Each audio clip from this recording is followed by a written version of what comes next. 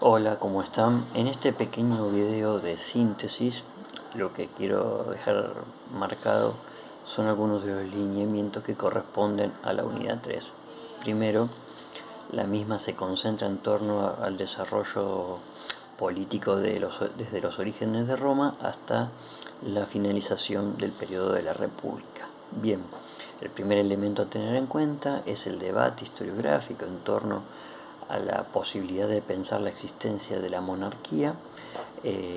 por un lado, resituar la existencia de sus reyes en torno más a un carácter de características míticas, y resituar esta discusión en torno al momento en que se pudo configurar este pasado legendario, tal vez en los últimos siglos del periodo de la República,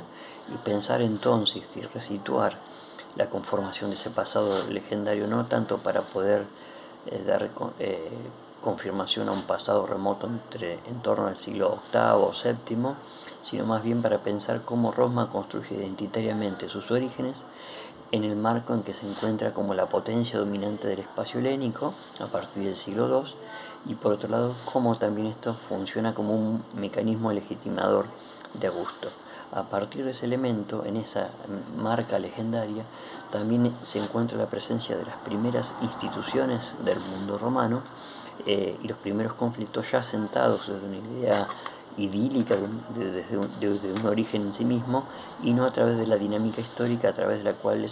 podemos ver el conflicto entre patricios y plebeyos, número uno. En segundo término, cómo se reestructura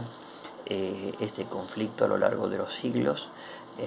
y poder ver cómo en esa dinámica expansiva en realidad la misma tiene una periodicidad histórica que tenemos que seguir. Ya le hemos mencionado, entre el siglo V y IV la expansión en torno a la región itálica, el siglo III y segundo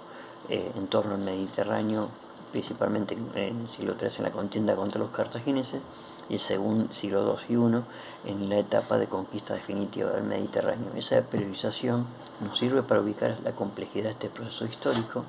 más allá de las tradiciones legendarias y poder organizar entonces en torno a la misma un conjunto de preguntas que de alguna manera son las que en el proceso histórico van a quedar volcadas en el parcial. La primera es el alcance político de los orígenes de Roma, su legitimidad política, el porqué de esa construcción y cómo esa construcción se puede insertar en el mundo, o se tiene que pensar como parte del mundo mediterráneo. La segunda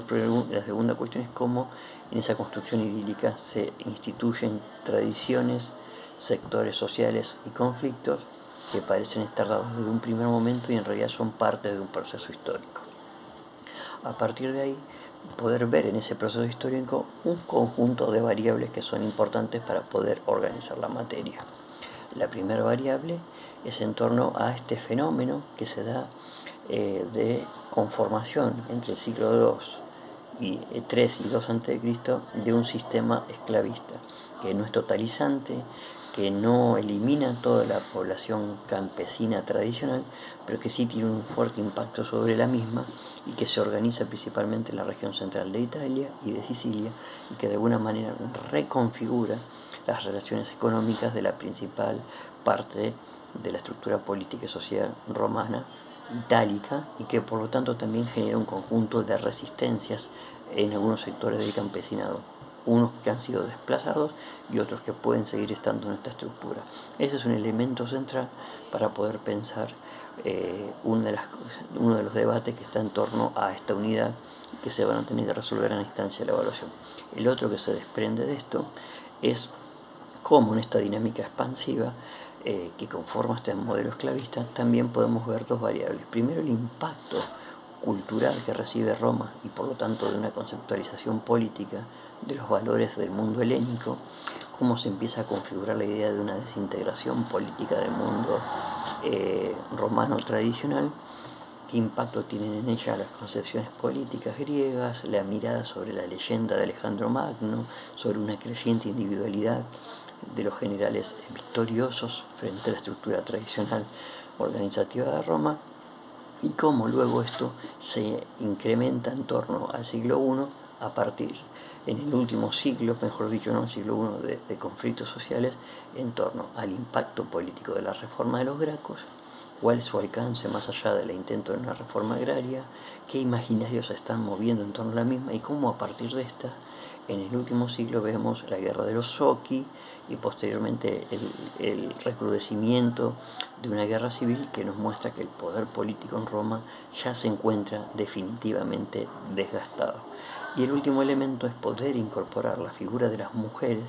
y pensar que cuando hablamos de las mujeres hablamos de condiciones de distintos estratos sociales, poder pensar a la mujer en el ámbito doméstico y productivo, tanto de sectores medios o más humildes como del sector aristocrático, y en este último caso poder discutir si estas mujeres tuvieron algún tipo de participación política, tal vez de carácter informal, y por lo tanto qué estrategias se dieron para poder participar del mundo